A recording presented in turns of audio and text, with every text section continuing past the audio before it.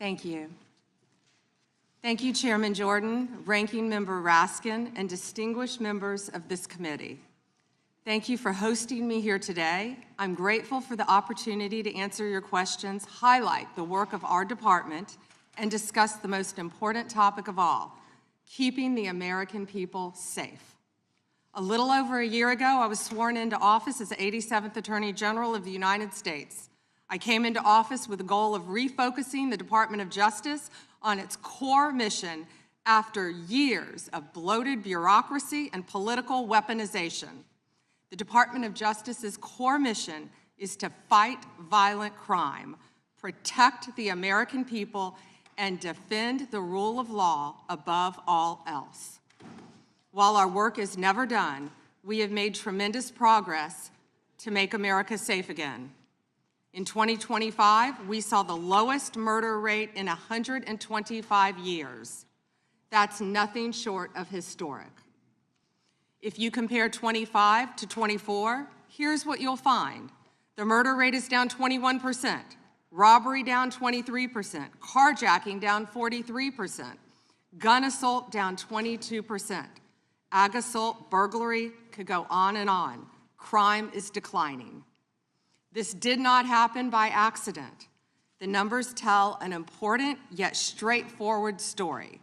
President Trump has given us the resources, the support, and the leadership to protect the American people. President Trump's policies have saved lives.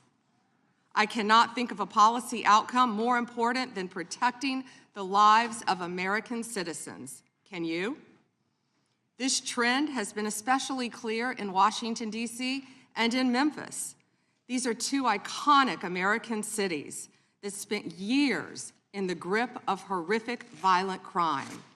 The Department of Justice surged law enforcement resources, and the results came quickly. Crime plummeted in both cities. And I want to make one point loud and clear. We achieved those results by working with Democratic mayors. Public safety does not have a party registration. When your constituents call 911, they don't ask for political views of the responding officer. They ask for help. I have federal agents in each and every one of your districts. They're here to help, and I am here to help. Many cities and states have worked with us and taken advantage of our federal support. Some have not.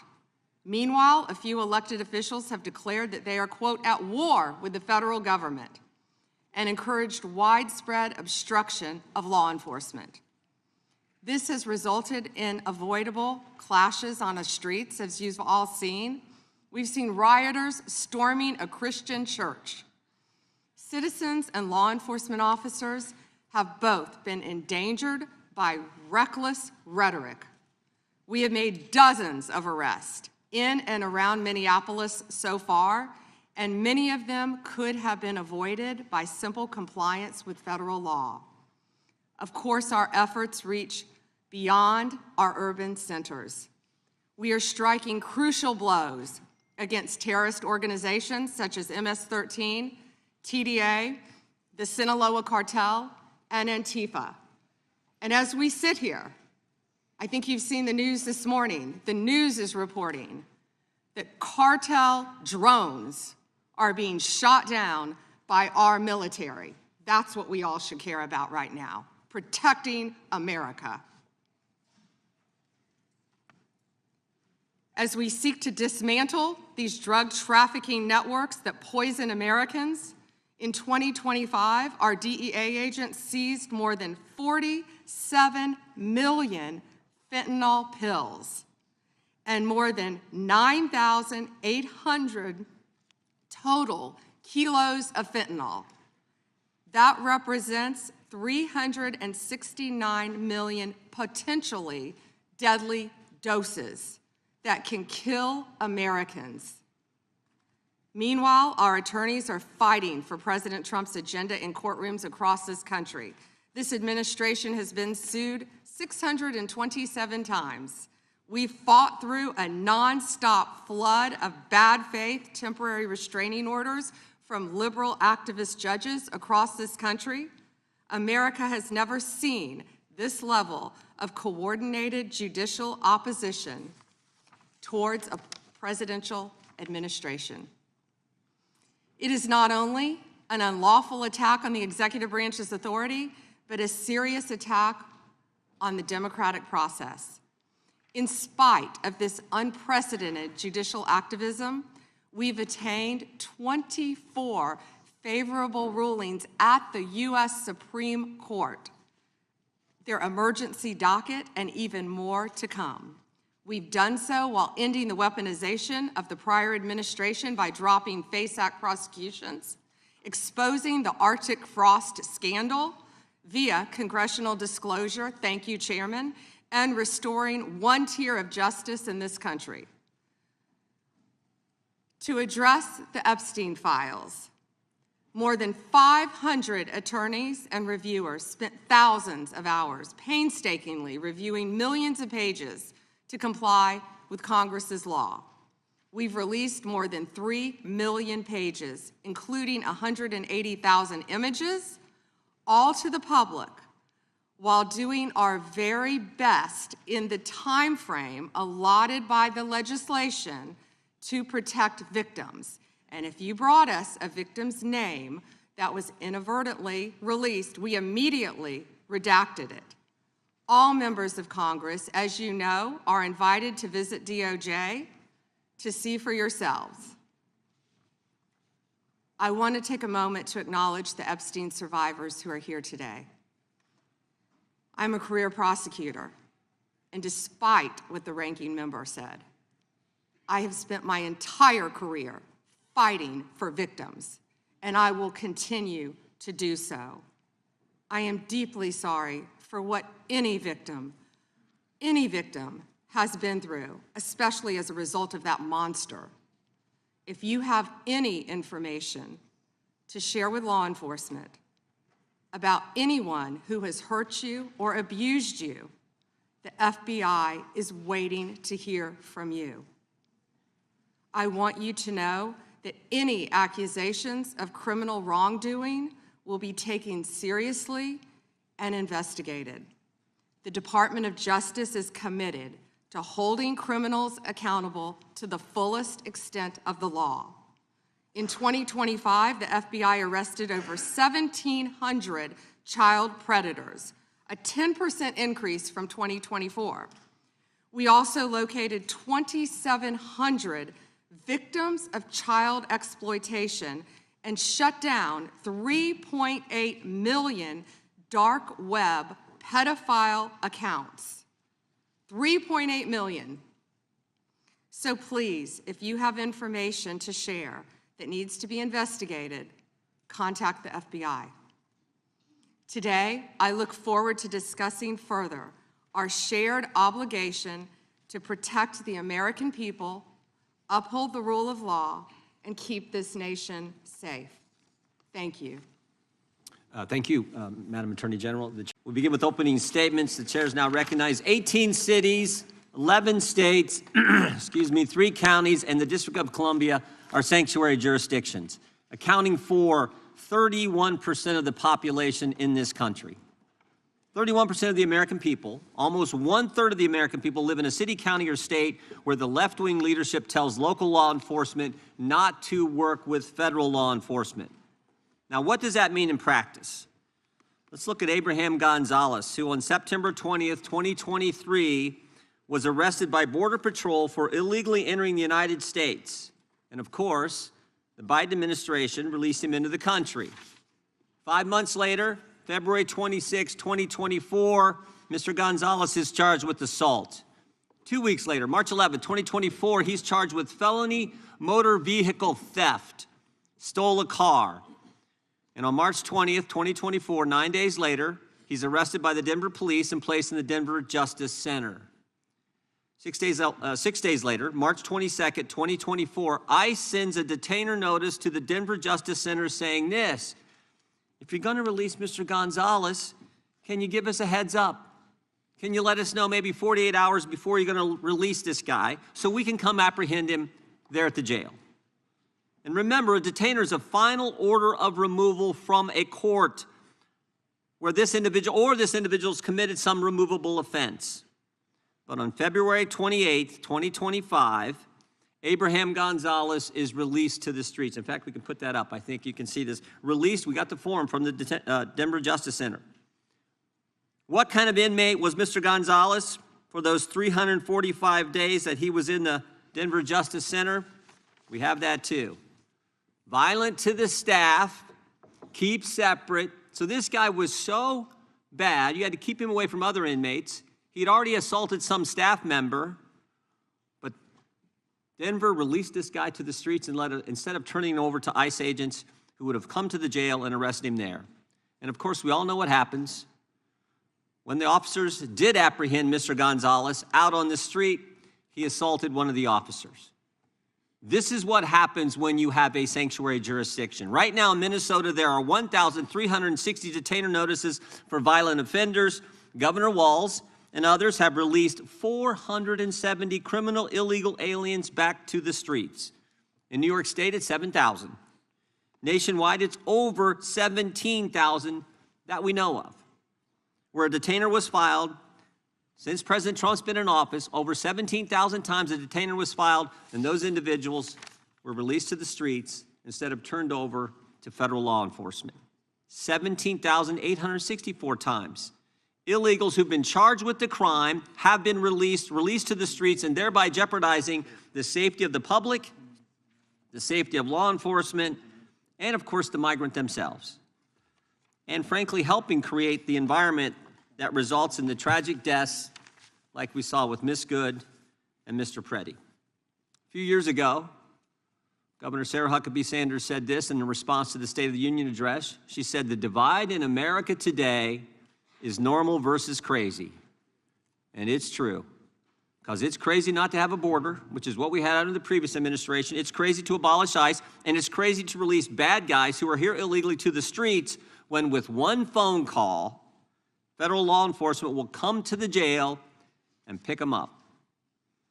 The mindset that says it's okay to release these guys is the same left-wing mindset that thinks it's okay to weaponize government against your political opponents. And that is exactly what we had in the previous Justice Department. The Biden-Harris Department of Justice called parents domestic terrorists. The Biden-Harris Justice Department used FBI SWAT teams to arrest pro-life advocates. The Biden-Harris DOJ targeted traditional Catholics. The Biden-Harris DOJ pressured social media companies to censor Americans, and the Biden-Harris Justice Department launched not one, but 2 investigations into President Trump, spending over $35 million to try to bring down their political opponent. To further this effort, they sought the phone records of over a dozen Republican members of Congress. Even the Democrats said this was wrong. They got bank records for scores of White House officials. They even paid at least one confidential human source $20,000 for information on President Trump. And of course, while doing all this, they couldn't tell us who planted the pipe bombs, who leaked the Dobbs opinion, and who put cocaine in the White House. But thank goodness the American people saw through it all. Americans were tired of being targeted for their beliefs, tired of the lawfare, tired of the rampant crime throughout this country, and that's why they overwhelmingly elected President Trump. And what a difference a year makes. What a difference a year makes. Under Attorney General Bondi, the DOJ has returned to its core missions, upholding the rule of law, going after the bad guys, and keeping Americans safe. The Trump Justice Department has restored the rule of law. Murders are down nationwide by 20%. In D.C., violent crime is down by 28%. The federal surge in D.C. resulted in 8,000 arrests, the seizure of 800 illegal guns, and the recovery of 16 missing kids. The Trump Justice Department apprehended a suspect in the pipe bomb investigation, and they've arrested 6 of the FBI's top 10 most wanted fugitives in just 1 year. Of course, they arrested narco-terrorist Nicolas Maduro, and they seized a record number of drugs flowing into this country. Trump Justice Department put an end to targeting Americans for their beliefs.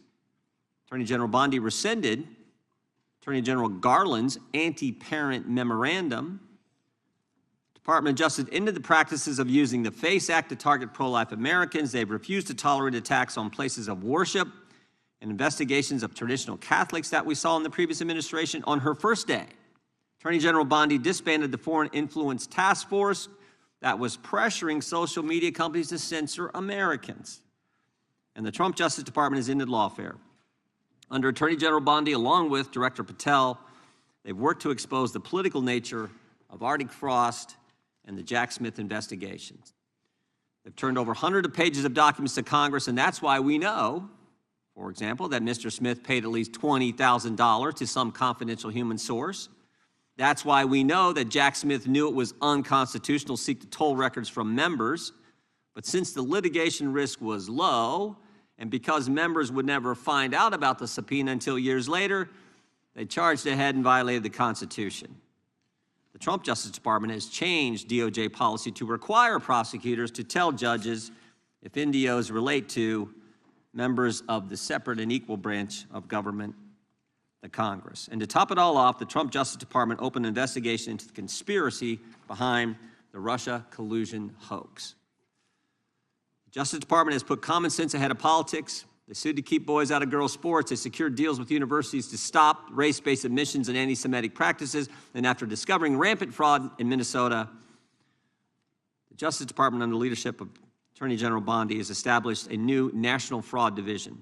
In fact, I met with Colin McDonald, who will head that division last week. I think he's going to do a great job. There's a lot of work to be done in that area, but I want to thank the Attorney General for her great work in the first year on the job, and I want to thank you for being here. With that, I would yield to the ranking member for an opening statement. Thank you kindly, Mr. Chairman, and welcome, Attorney General Bondi. You've got the best lawyer's job in America because your mission is justice and your clients are the American people. But to promote justice for the people, you've got to listen to the victims, like the women seated behind you today. Those are just some of the hundreds of survivors of Jeffrey Epstein's global sex trafficking ring who are demanding that the truth be told and are demanding accountability for the abusers who trafficked and raped them. You still haven't met with these survivors. So with their permission, let me introduce to you the survivors and late survivors' family members who are present today.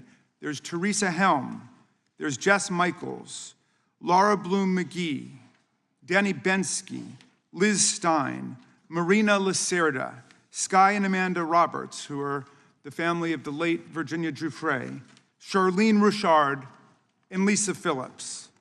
Now, you're not showing a lot of interest in the victims, Madam Attorney General, whether it's Epstein's human trafficking ring or the homicidal governmental violence against citizens in Minneapolis.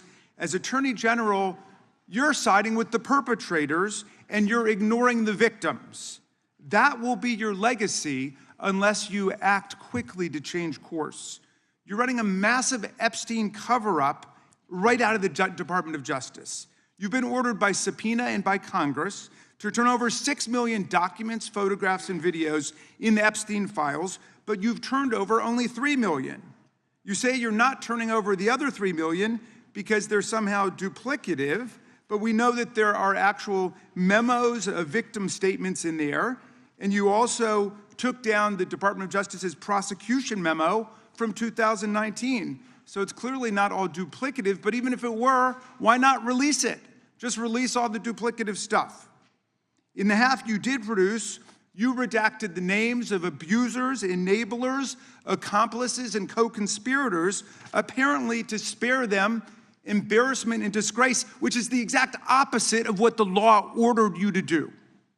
Even worse, you shockingly failed to redact many of the victims' names, which is what you were ordered to do by Congress. Some of the victims had come forward publicly, but many had not. Many had kept their torment private, even from family and friends, but you published their names, their identities, their images on thousands of pages for the world to see. So you ignored the law, and even with over 100,000 employees at your disposal, you acted with some mixture of staggering incompetence, cold indifference, and jaded cruelty towards more than 1,000 victims raped, abused, and trafficked.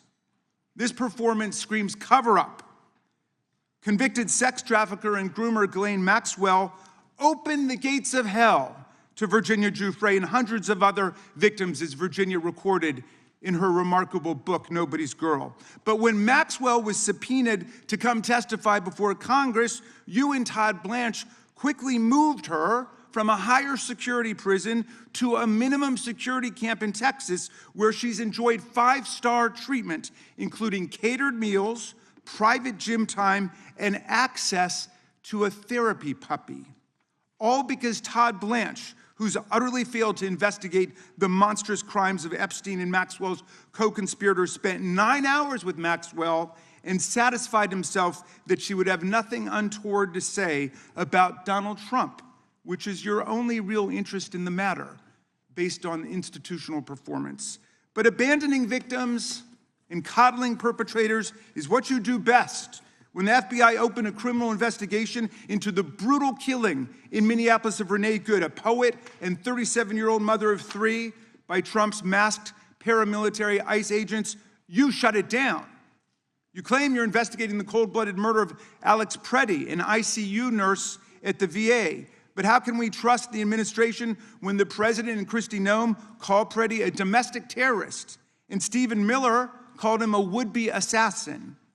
Not only do you refuse to share evidence with the state and local investigators and prosecutors in Minnesota, you have blocked their access to the crime scene and the evidence. How are you seeking justice for Marimar Martinez, the Montessori school teacher in Chicago who was shot 5 times by a Border Patrol agent who bragged about it on text? Or the family of Keith Porter, a father of 2 shot and killed by an off-duty ICE agent in LA? Or the family of Silverio Villegas Gonzalez, shot and killed in Illinois minutes after he dropped his kids off at school? There's no sign of any movement at the Department of Justice. You even launched a criminal investigation into Renee Good's grieving widow. How sick is that? But it's even worse. You've turned the People's Department of Justice into Trump's instrument of revenge. Trump orders up prosecutions like pizza, and you deliver every time. He tells you to go after James Comey, Letitia James, Lisa Cook, and Jerome Powell, the head of the Federal Reserve Board, and members of Congress like Adam Schiff, Mark Kelly, Alyssa Slotkin, Chrissy Houlihan, Jason Crow, Chris Deluzio, and Maggie Goodlander, to name a few, and you snap to it. You replace real prosecutors with counterfeit stooges who robotically do the president's bidding. Nothing in American history comes close to this complete corruption of the justice function and contamination of federal law enforcement. And the good news is many serious lawyers at DOJ, including some of your own original appointees, have refused your lawless orders. Danielle Sassoon, your original pick for acting U.S. Attorney in Manhattan, resigned rather than follow your corrupt order to quash an indictment against Mayor Eric Adams as a political favor from Donald Trump. A Federalist Society member who clerked for Justice Scalia, U.S. Attorney Sassoon refused to participate in this blatantly corrupt scheme. Her top assistant, Hagan Scotton, an Iraqi war vet and 2-time Bronze Star recipient who clerked for Chief Justice Roberts, and then Judge Kavanaugh, promptly resigned too, writing to your office, quote, "I expect you will eventually find someone who is enough of a fool or enough of a coward to file your motion, but it was never going to be me." You and the president nominated Eric Siebert, a 15-year career prosecutor, to be your U.S. attorney for the Eastern District of Virginia. But after 5 months of investigating Letitia James and James Comey, he found no evidence to justify criminal charges. So you forced him out.